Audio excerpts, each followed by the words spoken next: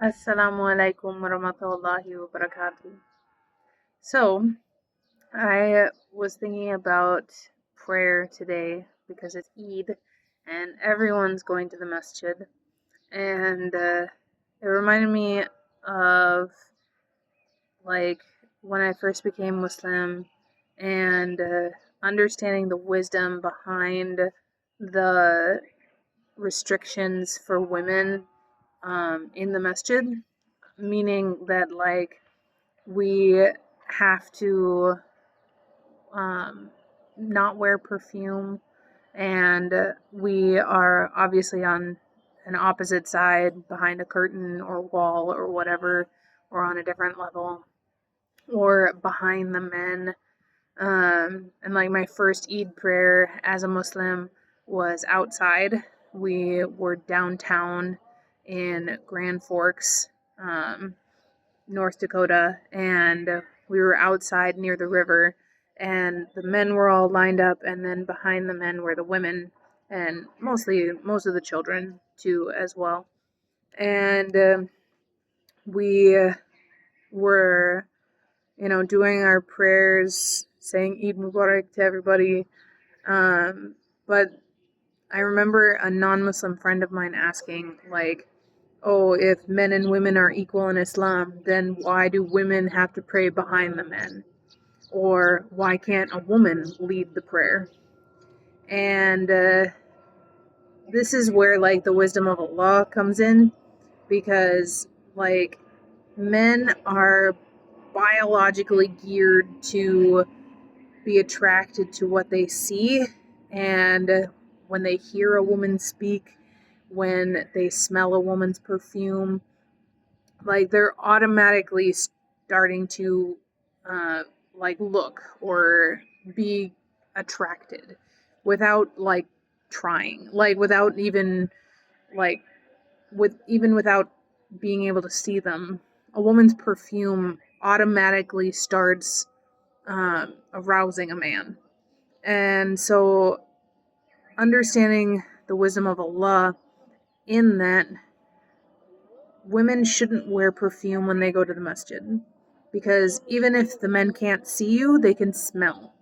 They can smell the feminine perfume and would get distracted in their prayer, or in general, because they're dudes. That's what happens. And same with why women don't lead the prayer. First, if a woman was in front of all of these men praying, it would be extremely difficult for them to keep their gaze lowered while she's going in sujood, and not worry about their own nafs, their own struggle, and worry of I looked. And so a woman can't lead the prayer because she would distract all of the men. It's just biological. It's not and this is aside from the conversation of, well, men should lower their gaze. They do. And even if they do, they would still have this inkling, have this understanding, there's a woman in front of me praying. I can see her. I can see her tushy up in the air. And even though that's not what they want to be thinking, they want to be focused on Allah, it's biological. They would not be able to focus. And same way, a woman leading prayer, a woman's voice is a higher register most of the time than men. And again, this is a biological instinct that when a man hears a woman, especially a woman reciting Quran and doing salah, they are not only going to be attracted on a biological level because of the woman's voice, but they're going to be attracted on a spiritual level, a religious level, because that woman is praising Allah. And that's something that they want in a wife. So having a woman separated from the men, women separated from the men, is for our own good. Women, we also want to be able to pray without any distractions, without any worry that, oh, when I'm in sujood, like, is my hijab slipping up?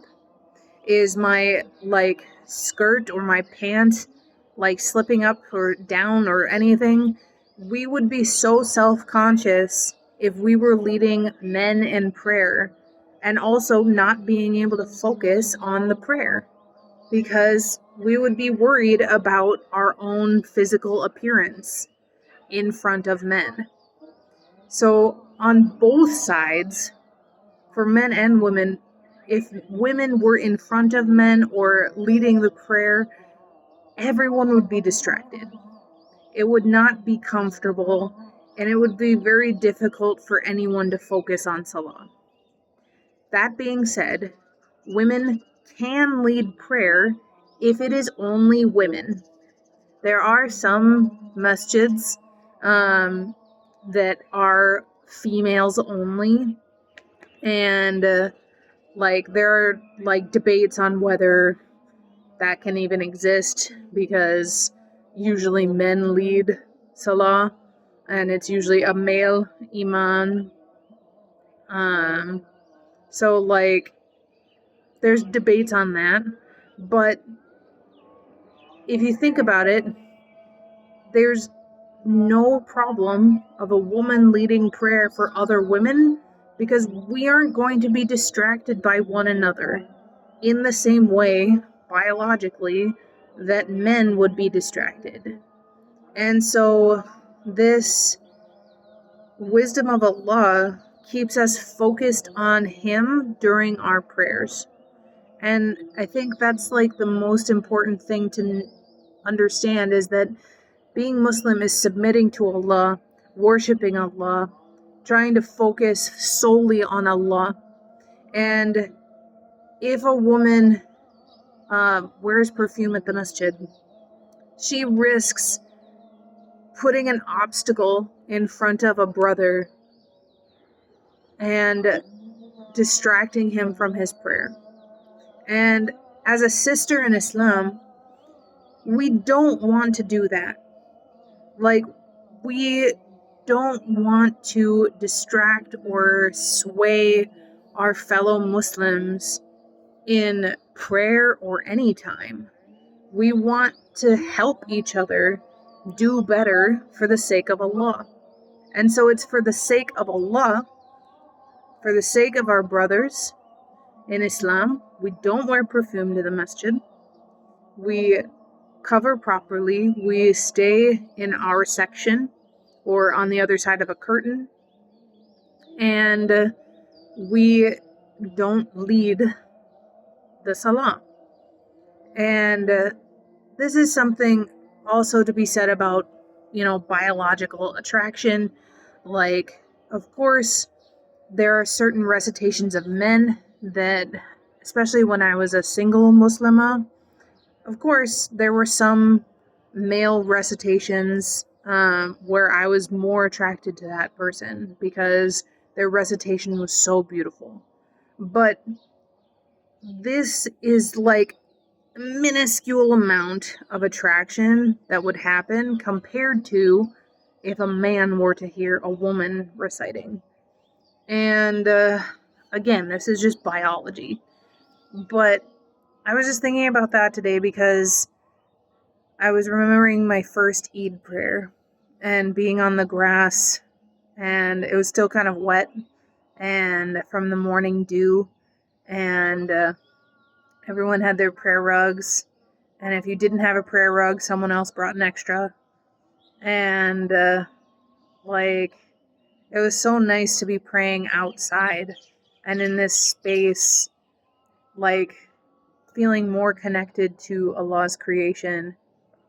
And like, hearing the recitation over the loudspeaker, because again, there were like hundreds of us out on the grass by the river, and there was some traffic too. So yeah, they needed a loudspeaker, but it was